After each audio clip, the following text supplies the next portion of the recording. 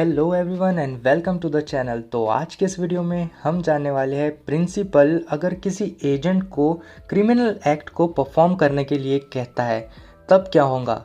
अगर एजेंट के एक्ट से किसी थर्ड पार्टी को कोई नुकसान होता है तब क्या, और भी बहुत कुछ। सो वीडियो को लास्ट तक देखिएगा। So without wasting any more time let's start the video titled principal duty to agent, जो कि है सेक्शन नंबर 222 से लेकर सेक्शन नंबर 225 तक। So section number 222 is agent to be indemnify against consequences of lawful act.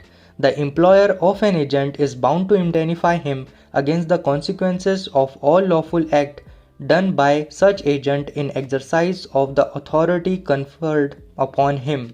तो employer of the agent यानी कि principal जो है वो बाउंड रहेगा एजेंट को इंडेनिफाई यानी कि पे करने के लिए जो भी लीगल एक्शन एजेंट लेता है उसकी कॉन्सिक्वेंसेस के लिए। देखिए, इसे एक एग्जाम्पल के साथ समझते हैं। ए एक मर्चेंट है जिसके कहने पर बी कॉन्ट्रैक्ट करता है सी के साथ कि वो उसे 1000 किलोग्राम सोयाबीन ऑयल परचेस करेगा ए के लिए। फिर ए मना कर देता है उस ऑयल को लेने से, तो फिर सी स्यू कर देता है बी को और बी इन्फॉर्म करता है ए को कि सी ने उससे स्यू कर दिया है। तो अब जो भी एक्सपेंसेस लगेंगे बी को उस केस को डिफेंड करने के लिए वो सब ए को पे करना होंगे। Next is section number 223 agent to be indemnified against consequences of act done in good faith where one person employs another to do an act and the agent does the act in good faith, the employer is liable to indemnify the agent against the consequences of that act, though it causes an injury to the rights of third person। जब कभी एक person किसी दूसरे को employ करता है किसी act को करने के लिए और वो एजेंट नेक नियत से पूरे डिवोशन के साथ काम करता है, तो जो एम्प्लॉयर है उसे चाहिए कि वो उस एजेंट को पे करे, चाहे उसके एक्ट से थर्ड पार्टी के राइट्स को इंजूरी हो रही हो।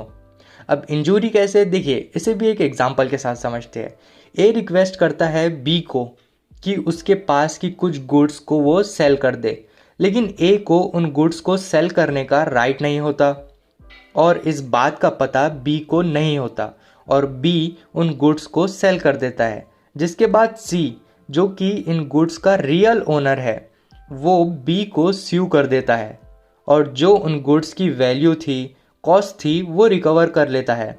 तो अब ए लायबल रहेगा पेमेंट करने के लिए बी को जो उसके एक्सपेंसेस और बी ने जो सी को पेमेंट की है उसके लिए। Next we have section number 222 non liability of employer of agent to do a criminal act where one person employs another to do an act which is criminal, the employer is not liable to the agent either upon an express or an implied promise to indemnify him against the consequences of that act। तो जब कभी कोई person किसी को employ करता है कोई criminal act को परफॉर्म करने के लिए, तो जो एम्प्लॉयर है वो लायबल नहीं रहेगा एजेंट के लिए, चाहे वो एक्सप्रेस या इम्प्लाइड प्रॉमिस हो, जो भी इसके कॉन्सिक्वेंसेस होते हैं उसके लिए।